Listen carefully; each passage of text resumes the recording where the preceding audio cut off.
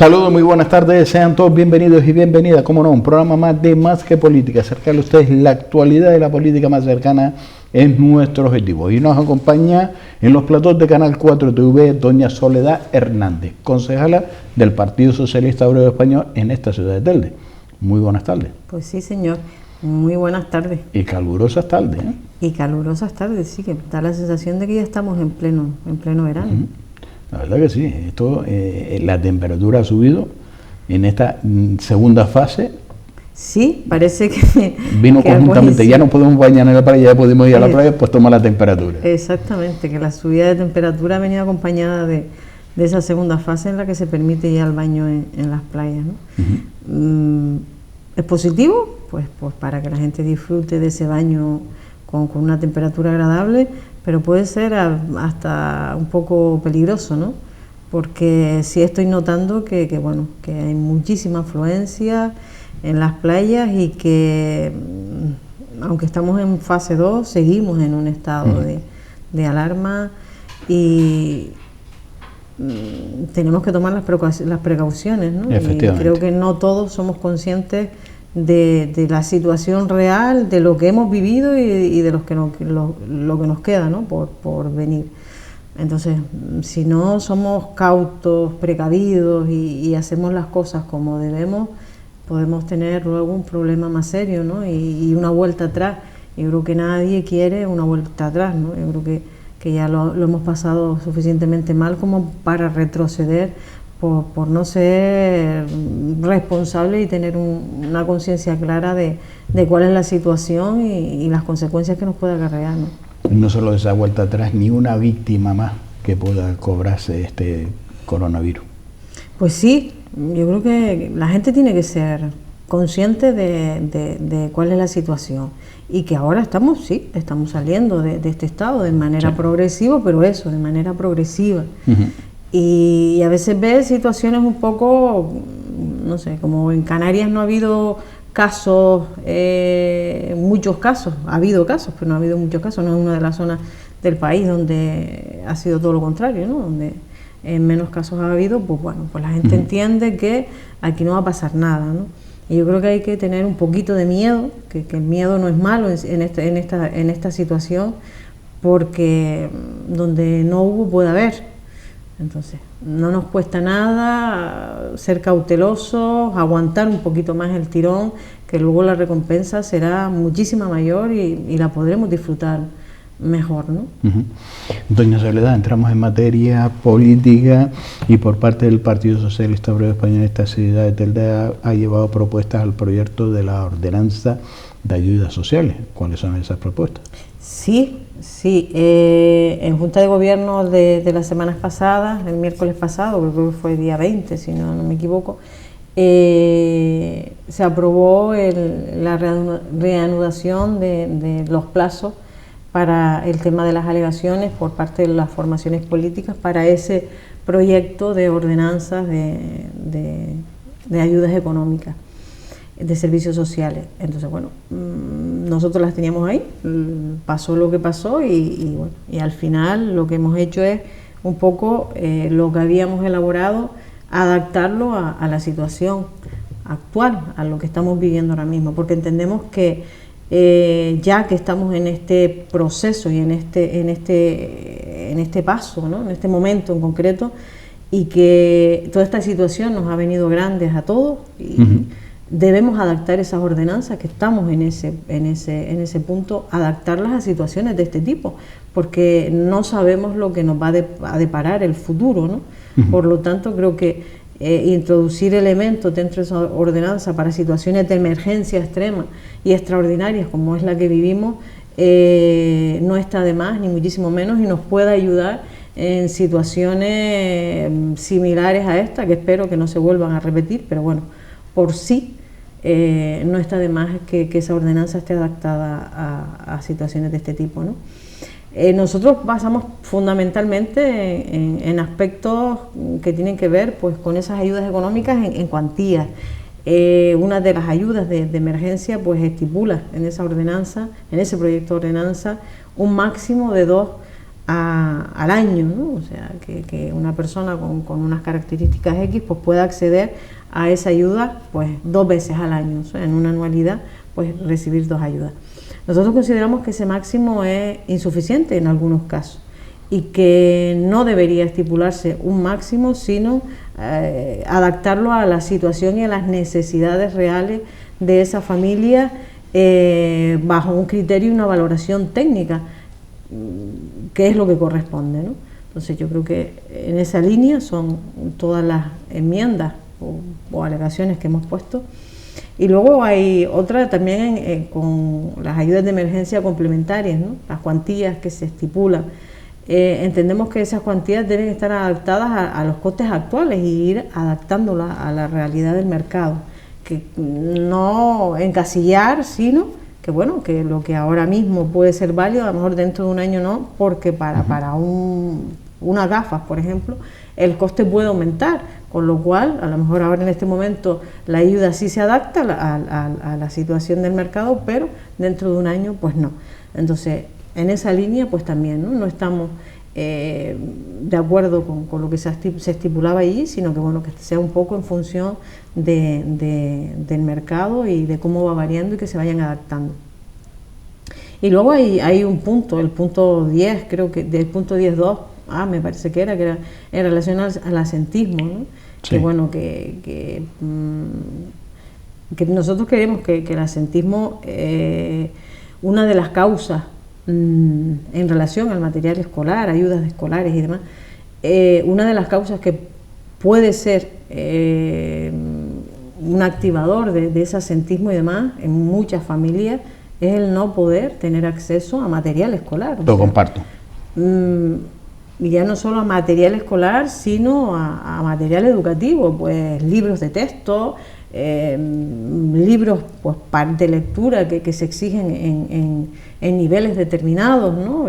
y en asignaturas determinadas y que no se pueden acceder pues porque no se tiene, y a lo mejor en la biblioteca pues hay 1, 2, 3 ejemplares y en esos momentos pues están en préstamo o lo que sea, ¿no? Y a veces pues ni tan siquiera están, ¿no? Y aunque lo tenga en la biblioteca, ese niño o esa niña que tiene que acceder a ese libro de la biblioteca cuando ve que hay otros compañeros que sí los tienen, está claro es un toque de psicológico. Sí, pues entonces nosotros no estamos conformes y creemos que una de las causas que puede provocar asentismo, ¿no? y Hombre, demás es esa, ¿no? El niño o la niña se sentirá desplazado, ¿no? Exactamente. De la sociedad. Cuando yo veo que mis compañeros a lo mejor nos vamos de gira y por mi medio económico no me puedo pagar ese día la gira. Pues nosotros, porque cada situación familiar es su situación familiar. Exactamente, ¿no? Entonces y lo tenemos que entender. Y quiera o no quiera, se va retrayendo esos niños. Evidentemente. Entonces, dentro de ¿eso no se contempla? No, un poco ese artículo es un poco contradictorio, entonces pues no, con ese punto, y como no estábamos de acuerdo, pues lo pusimos de manifiesto y cómo enmendarlo, ¿no? Porque entendemos que dentro de las causas del asentismo, que son muchísimas, esta en concreto, la falta de material, la falta de recursos en temas educativos, también influye y puede ser uno de los causantes de asentismo en casos concretos, ¿no? Entonces, como no lo compartimos y entendemos que la ordenanza ahí tenía un pequeño desliz, pues quisimos aportar esa idea, ¿no? Y yo como maestra que soy y de la profesión, pues sé que las familias lo pasan muy mal cuando no pueden proporcionar el material escolar a sus hijos, y que los niños lo pasan realmente mal porque se ven, notan la diferencia con el resto de los compañeros, y eso acarrea una serie de condicionantes y demás, y influye en el rendimiento de esos alumnos. Y entonces pues bueno, yo creo que es una de nuestras aportaciones, y van todas un poco en esa línea, ¿no? Y a mí me gustaría recalcar que la idea de la que partimos es que esas ordenanzas que están ahora en este punto deberían coserse pues con elementos que ayuden a que situaciones que ahora, en cuanto a las ayudas, ¿no? Económicas, que ahora se han dado y que no se sabían cómo contemplarlas porque no estaban dentro de las ordenanzas que se han aplicado, pues que sí se recojan, y que cuando haya situaciones pues similares o situaciones de emergencia extrema, pues que se puedan aplicar y que no sean las ordenanzas quienes impidan que esas ayudas puedan llegar a familias y a casos concretos y a situaciones concretas, ¿no? Creo que es el momento, y como es el momento, pues hay que hacer las cosas, ¿no? Incluso ha hecho usted mención, y son cosas que uno le va viniendo en la memoria, ¿no? Ha hecho usted mención al tema de la gafa, y yo se la traslado a esos niños y esas niñas. Yo creo que desde el centro educativo podría ser un transmisor de poder reflejar que un niño o una niña, pues se le notaría si tiene falta de vista, el esfuerzo que hace o no hace, y hacer un estudio de esos niños y esas niñas, porque a lo mejor puede ser niños y niñas que no tienen medio sus padres para llevarlo al oculista y comprarle esa gafa, y eso podría ser algo que también influyera sobre esos niños y esas niñas. Hombre, también, es algo que... Evidentemente, a veces porque quien vive, yo creo que, y perdón que la interrumpa, porque la labor social de muchos profesionales de la enseñanza, lo enfoco a veces, y como yo lo he vivido, ¿no? Como si fuera su segundo padre o su segunda madre, porque es una labor muy de estas personas. Habrá garbanzos negros, bien, como todos los fulleros, pero hace una labor muy social, y me quito el sombrero de estas personas que se preocupan por su alumnado, lo acogen como si fuera su propia familia y detectan mucho. Yo creo que servicios sociales y todo esto tendría que tener mucho contacto con... Yo creo que sí, porque además yo creo que el profesorado, ¿no? Y el contacto directo con los menores te hace detectar situaciones X, como puede ser el percibir que un niño no tiene problemas de visión, porque a la hora de leer pues altera el orden, a la hora de escribir o cuando está leyendo o está haciendo una tarea determinada, ves cómo fija excesivamente la vista, o le lagrimean los ojos, o le pican con mucha frecuencia, se llevan con mucha frecuencia las manos a los ojos, etcétera, etcétera, ¿no? Yo creo que ese tipo de cositas, ¿no?, los maestros las observamos y a veces pues hacemos pequeños apuntes a los padres. Mira a ver, porque igual llévalo al oculista, a un oftalmólogo, a ver si, por si acaso, igual no es nada, pero bueno. Bien, más vale prevenir que curar. Exactamente, ¿no? Entonces, y corregir a esa edad de la visión, pues es importante. Y como esos 40.000 cosas, ¿no? El trato con los demás y con los menores, sobre todo, que son algo tan, a mí yo cuando hablo de ellos pues se me llena la boca, son algo tan puro, que te hace sentir y ver sus necesidades y por dónde están y su estado de ánimo día a día. O sea, cuando estás con una clase y llegan por la mañana cada uno de ellos, pues simplemente con la mirada, con un gesto, detecta, pues hoy viene bien. Hay complicidad entre el alumnado y el profesor. Sí la hay.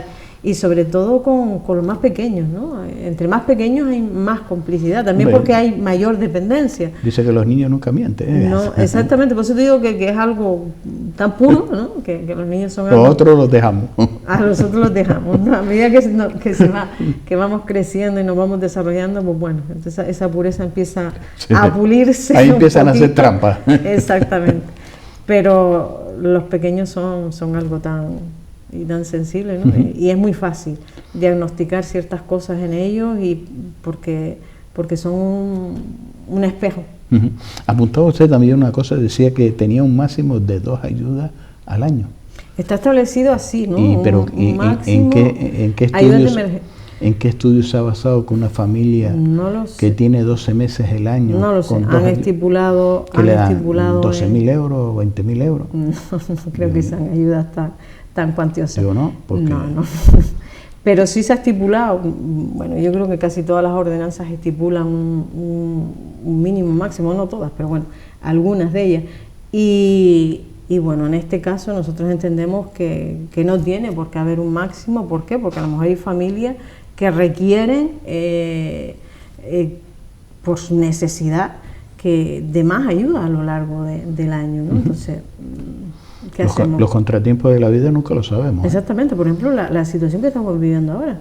Si antes las familias estaban mal y había familias en situaciones de vulnerabilidad muy alta, pues ahora no te quiero contar, ¿no? Ya no solo se ha agravado las situaciones de esas familias, sino que además han aumentado el número de familias en situación de vulnerabilidad. Entonces, y es el momento de tenderle la mano. Yo creo que sí. Es el momento de decirle, estamos aquí para lo que necesite, para que esas personas que están en esa situación, que no están acostumbradas, den ese paso de decir, necesito que me echen una mano, que no se queden en sus casas, que no... volvemos nuevamente a situaciones, ¿no? Cuando vemos incluso padres y madres que no acuden a servicios sociales, cuando se dice que es por el miedo que le intervenga, que le quiten sus hijos por la situación. Esta sociedad tiene que ser más cercana y tenemos que tenderle la mano, porque esta situación que estamos viviendo, que hemos vivido y la que vamos a vivir, la podemos padecer todos, ¿eh?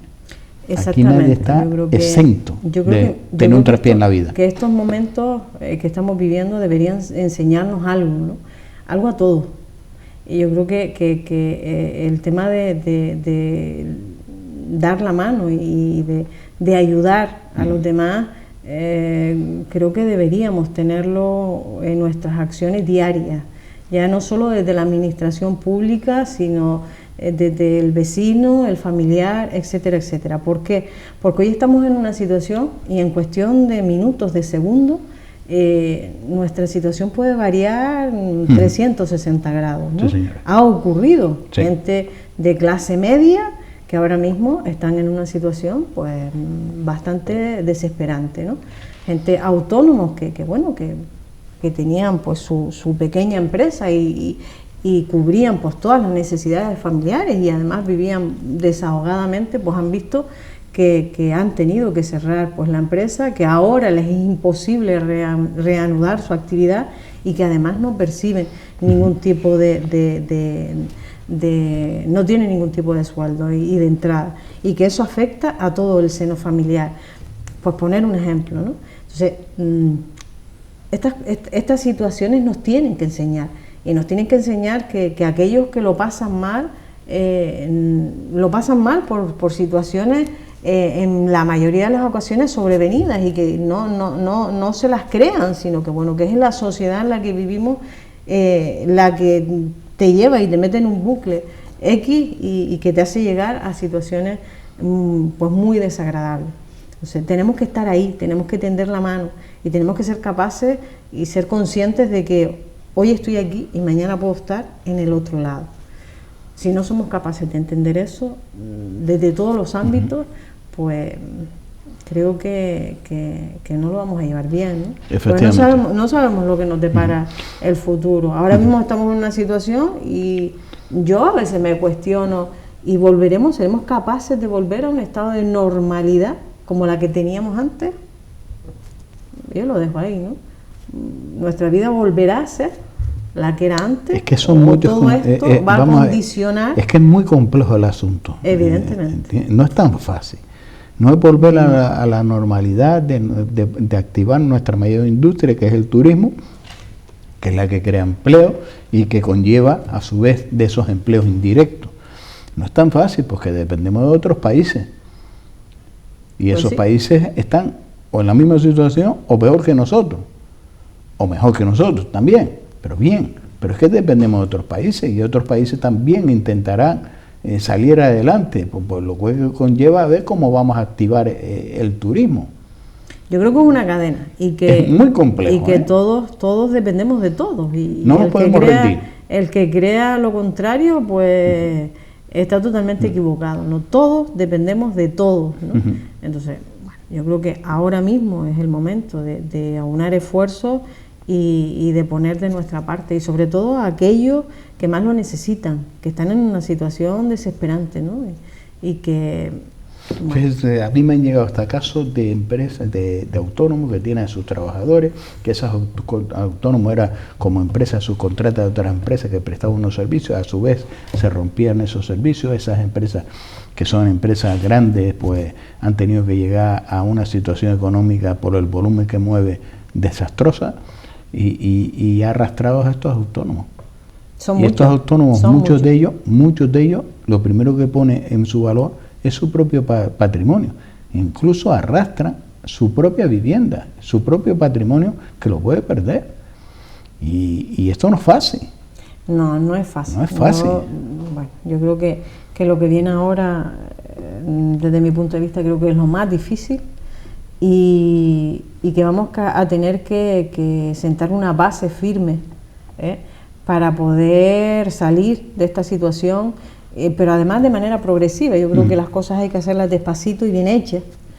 No deprisa y corriendo, que al final no se llega antes a la meta por prisas y carreras, ¿no? Yo creo que las cosas hay que ir haciéndolas poquito a poco y ir afianzando pues las estrategias y las soluciones a los problemas reales que está padeciendo la gente ahora mismo, ¿no? Ser efectivo, creo que es primordial ser efectivo y llegar a aquellos que lo necesitan, porque lo necesitan ahora.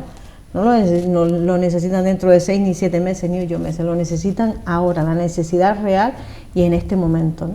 Efectivamente. Doña Soledad, por parte del grupo de gobierno, el próximo pleno que se celebra el jueves llevará una moción en este tema, uno de los temas, el plan de ajuste.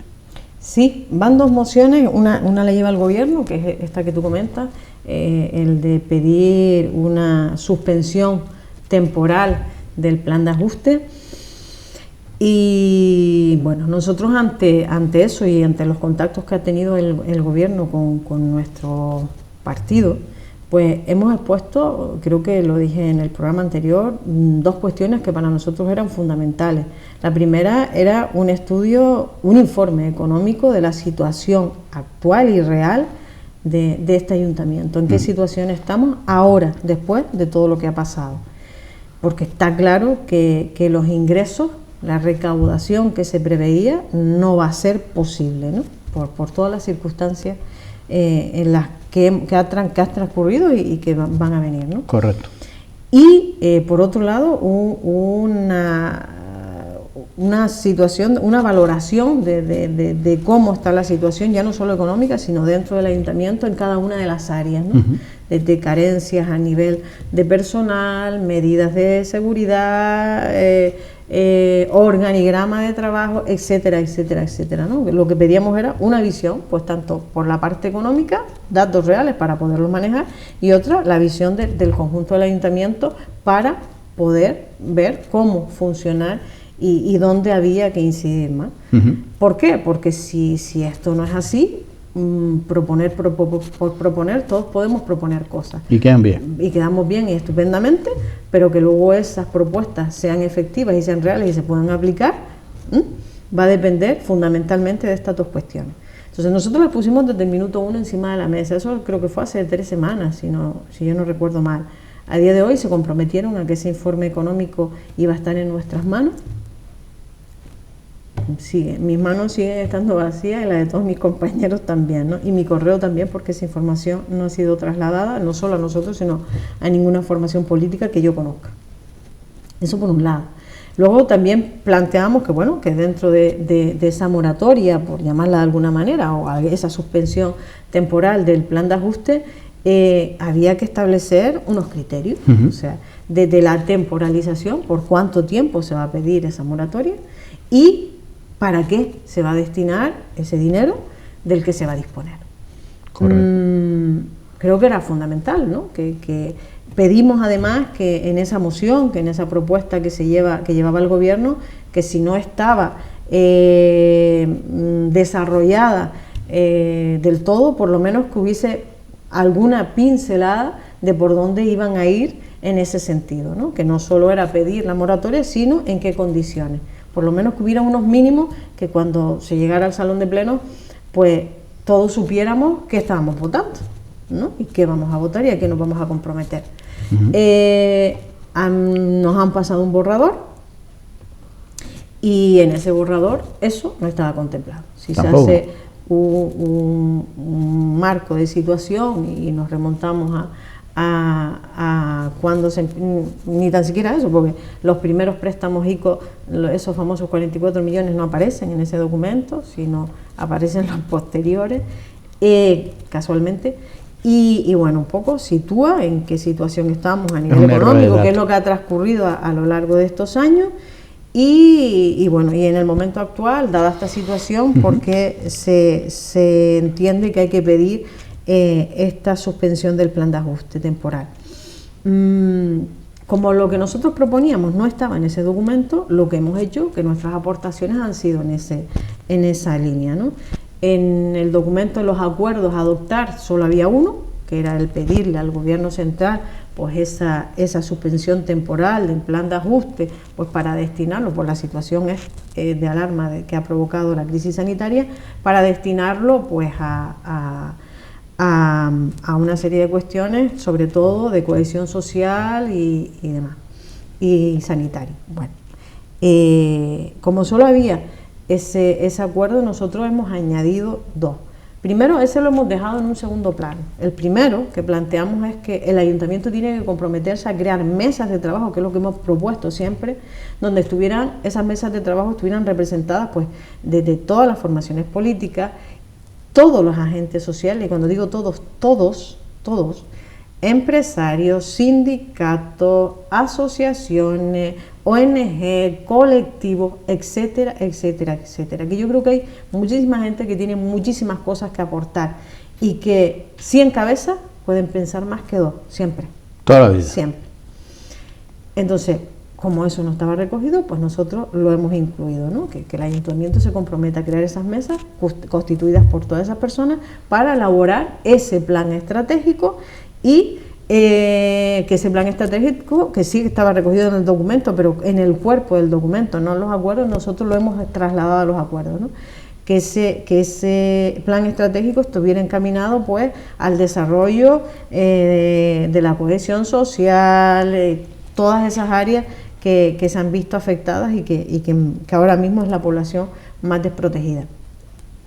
Y luego, el que ellos proponían, lo hemos puesto en un segundo acuerdo, instar al gobierno de España pues a esa suspensión temporal de ese plan de ajuste, pero durante un periodo provisional, ¿no? O sea, no hemos puesto fecha, no hemos puesto ni un año, ni un 2, ni 3, ¿no? Que esa moratoria sea por un año, ni por 2, ni por 3, ni porque acabe este año, el 2020, ni prolongar, que se prolongue al 2021, sino lo hemos dejado ahí, sí, por un tiempo prudencial, ¿no?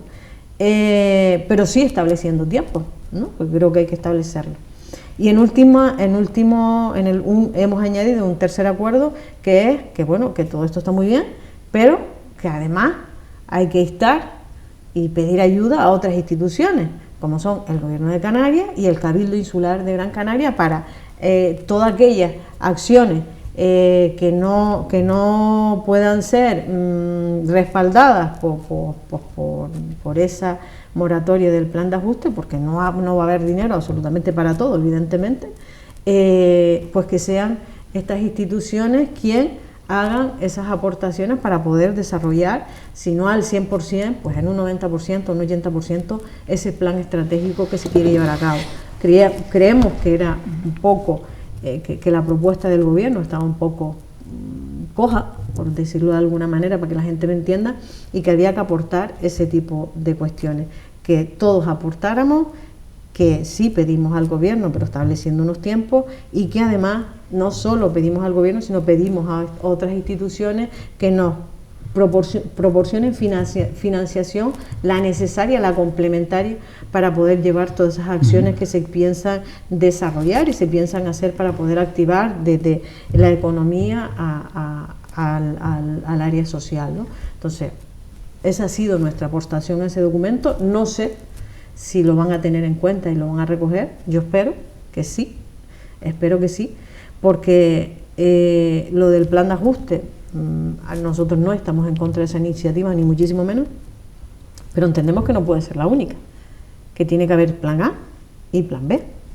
¿Por qué? Porque además entendemos que esta situación y quien ha prestado el dinero han sido los bancos. Tú le vas a pedir al Estado, pero el Estado simplemente ha hecho de aval y ha establecido pues unos criterios y unas fórmulas para que se cumplieran plazos, para que no se incumplieran en el pago de proveedores, etcétera, etcétera, etcétera, ¿no? Entonces, igual no está en manos del Estado. Igual hay que exigirle a los bancos, igual hay que pedirle a los bancos, porque ¿Qué le van a decir a los bancos? No, el Estado le puede decir a un banco no te pagan porque... ¿Por qué? O sea, vamos a depositar la responsabilidad en cada lado, donde corresponde, ¿vale? Y yo creo que el Estado lo único que ha hecho en esta ocasión, y no estaba el Partido Socialista ni el gobierno que conforma ahora el Estado actual, estaban otros, cuando se conceden esos préstamos y se da toda esta situación, ¿no? Entonces, ¿hay que tener plan B? Evidentemente hay que tener plan B, siempre hay que tener plan B, porque no siempre puede funcionar, igual no hay condiciones y por X razones no se puede dar y no se puede conceder, ojalá que sí, ojalá, pero ¿y si no se da? ¿Qué hacemos? ¿No hay plan B? No, ese plan estratégico que de reactivación económica y social no se elabora y no se lleva a cabo, o sea, yo creo que no. O sea, lo planteamos en esas reuniones, lo planteamos en la Junta de Portavoces, que debe haber plan A y que debe haber plan B. ¿Respuesta? Que tú lo que no puedes concentrar es todo en un plan A. No, y el plan B. Sí, y que además entendemos que para defender un plan a muerte, tenemos que tener datos, los mismos que manejas tú. O sea, yo tengo que manejar los mismos datos que manejas tú para saber qué estoy defendiendo, y cómo lo defiendo. Si no, es imposible defender algo si desconocemos eso. Yo creo que el pleno es el jueves, hoy es martes, mañana es miércoles, y yo no creo que ese informe económico llegue a nuestras manos para ese pleno. Pero, doña Soledad, usted me abre muchos interrogantes. Primero, ¿usted tiene credibilidad que se vaya a llevar a cabo esa mesa de trabajo? Nosotros lo hemos propuesto desde el minuto 1, lo hemos propuesto hace 2 meses casi. Usted lo propone, el gobierno lo aprueba, pero no lo desarrolla. Yo espero que por una vez... nos quedamos en el camino. Exactamente, yo espero por una vez que esto no solo sea una declaración de intenciones. ¿Cuántas mociones ha llevado el Partido Socialista Obrero Español, mociones para el bienestar de los vecinos y vecinas de esta ciudad de Telde, que han sido aprobadas unánimemente en el Ayuntamiento de Telde, con los votos de todos los representantes que en ese momento estaban en el salón de pleno y se han quedado en el sueño de Morfeo, no en el cajón desastre, sino en el otro? Bueno, yo eso lo he vivido en la legislatura anterior y lo estoy viviendo en esta, ¿no?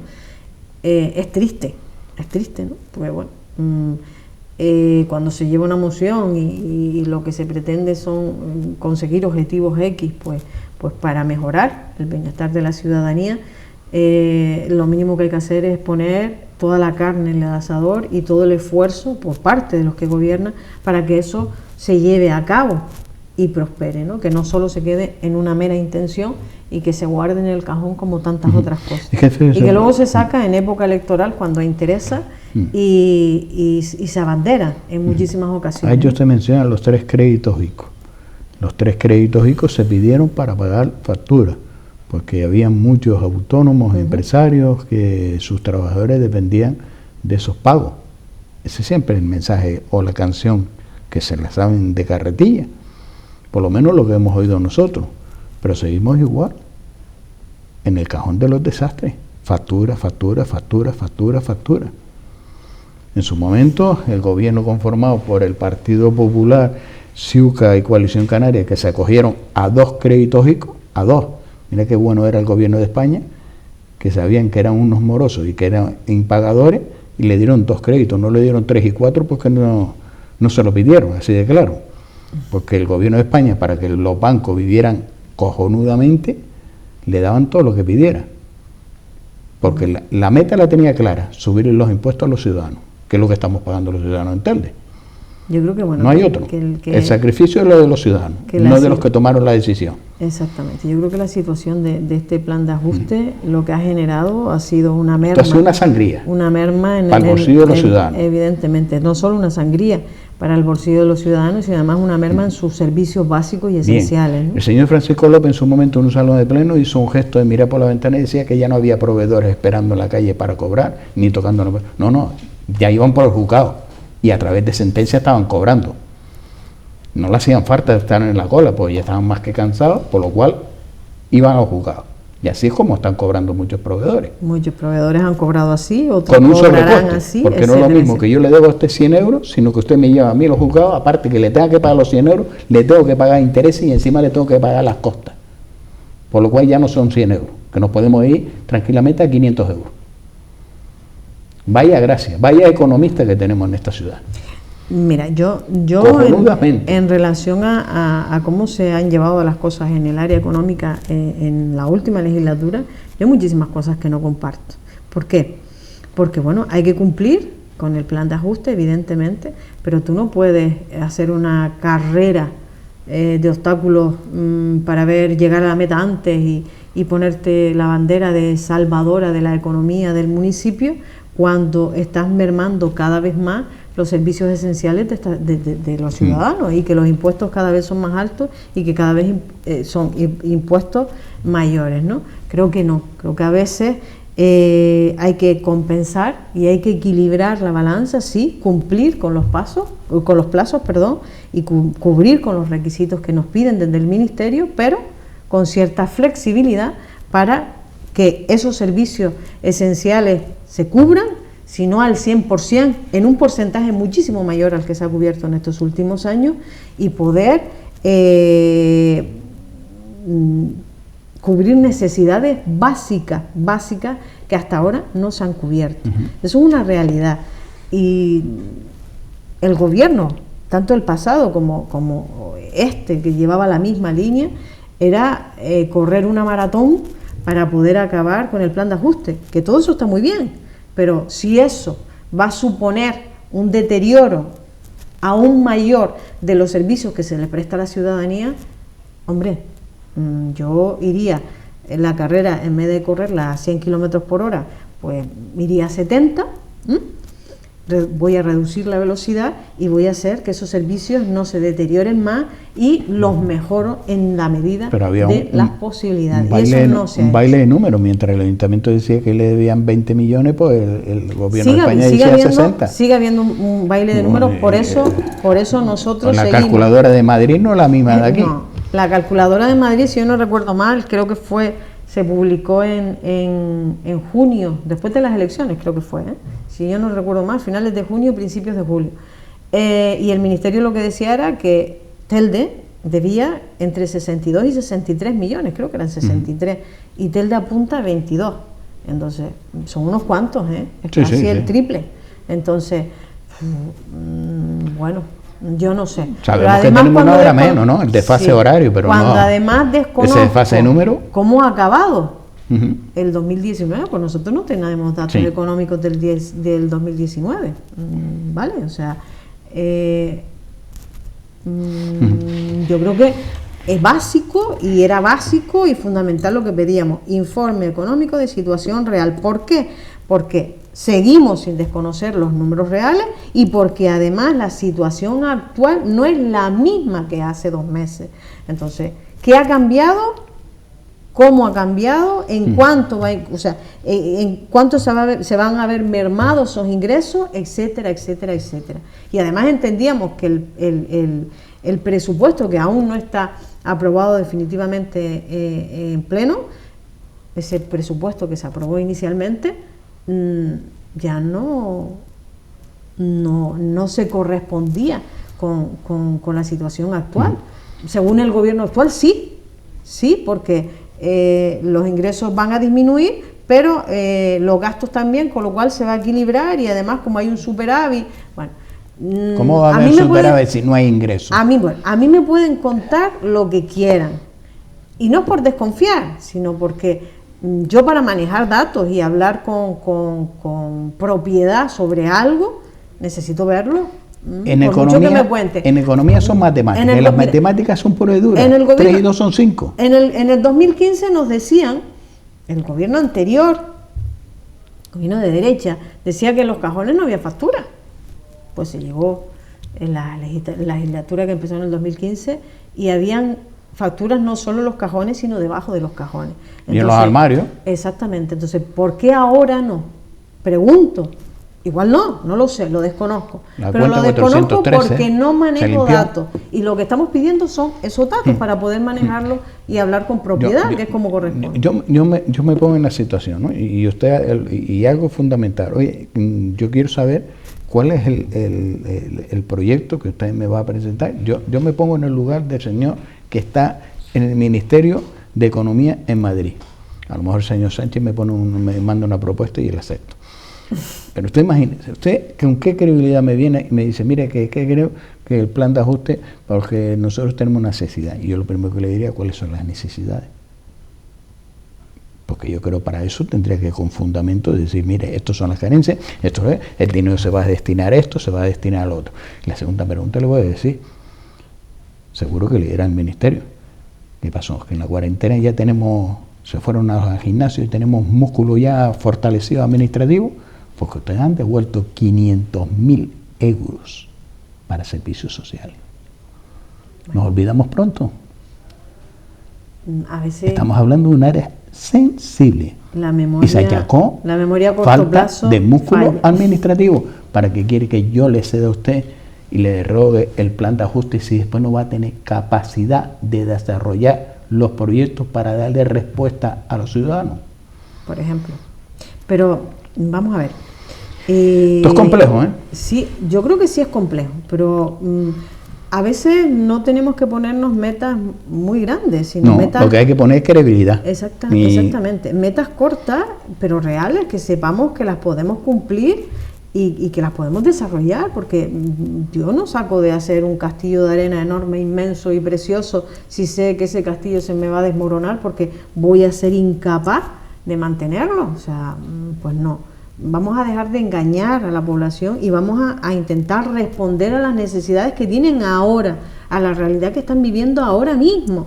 Lo otro vendrá con posterioridad, pero primero vamos a esto, a lo inmediato, y luego seguimos construyendo poquito a poco, y sin grandes proyectos, y sin grandes obras, y sin grandes cosas, que a veces la experiencia y la historia nos dice que esas grandes obras han supuesto marmotretos que están ahí, dinero que se ha tirado y que ahora suponen un problema, por ejemplo, ¿no? Entonces, vamos a ser un poquito más sensatos, más coherentes y más creíbles, ¿no? Yo creo que el político y los gobiernos que están en las distintas administraciones tienen que hacer eso, o sea, más creíbles, más efectivos y más reales, ¿no? Doña Soledad, seguiremos hablando de este tema y de algo más, por supuesto, y sobre todo cómo se va a desarrollar el pleno del próximo jueves y si le llegan esos datos económicos. Bueno, yo tengo claro, contaba con que esos datos económicos no iban a llegar, contaba con ellos, o sea, lo solicitamos porque creemos que es nuestra obligación y que además es la obligación de ellos, pues trasladar esa información, ¿no? Pues, porque, bueno, por pedir y por decir, podemos decir todos y pedir todos, ¿no? Pero luego la realidad... Pero usted tiene que tomar una decisión con responsabilidad, y para tomar una decisión con responsabilidad y no que me achaque a que no apoyo esa decisión porque estoy en contra de los vecinos, no, yo tengo una responsabilidad, la responsabilidad es manejando datos. Si no tengo datos no puedo, porque a lo mejor tomando esa decisión sin esos datos, no es que esté en contra de los vecinos al tomar esa decisión, porque a lo mejor afirmando esa decisión estoy yendo en contra de los vecinos. Exactamente. Cuidado con el dato. Pero bueno, que yo creo que lo que tenemos clarísimo es que vamos a estar ahí y vamos a estar a la altura de las circunstancias y que este partido tiene clarísimo cuál es su meta y es llegar a la gente que lo necesita, ¿no? No tenemos otra. Pues doña Soledad, hablaremos de esto y sobre todo con las ansias que ustedes están también, porque con esa red de apoyo que siempre ha llevado a cabo el Partido Socialista, que no ha podido dar respuesta a los vecinos y vecinas por la situación que hemos tenido de quedarnos en casa. Y seguimos trabajando y ya hemos empezado a trabajar con la próxima campaña de recogida de material escolar y para coordinarlos con las direcciones de los centros educativos de Telde. Como siempre, el Partido Socialista en Telde va un curso por delante. Bueno. Soledad, muchas gracias por acercarnos a la actualidad y seguiremos hablando de este tema y de cómo se va a desarrollar el pleno el próximo jueves. Muchísimas gracias. Gracias por estar con nosotros. Cerramos esta entrevista con la concejala del Partido Socialista Obrero Español en esta ciudad de Telde, doña Soledad Hernández. La verdad es que ir a Madrid y pedir que te deroguen un plan de ajuste o cualquier situación sin datos y sin algo para poderlo, así de claro, darle una viabilidad o credibilidad para que haya un apoyo, lo fácil es decirle que el gobierno de España pues suspenda el plan de ajuste, hombre, y si lo paga también, pero bien, pero me vuelvo y me lo repito. Yo le preguntaría a quien me lo diría, oye, ¿y usted cómo le van a dar respuesta a sus vecinos y vecinas si ustedes no han sido capaces de desarrollar con un presupuesto de 2,5 millones para servicios sociales, dejar que se devuelva 500.000 euros con las necesidades que usted me está transmitiendo que está viviendo su ciudad, sus vecinos y vecinas? ¿Dónde está la responsabilidad de llevar a cabo esos proyectos para darle respuesta a los vecinos? Ahora que acá ha cambiado un COVID-19, la situación económica, la situación de los servicios sociales se está agravando, por supuesto, pero es la misma. Nos vamos a publicidad y a la vuelta volvemos nuevamente con todos ustedes, aquí en Más que Política.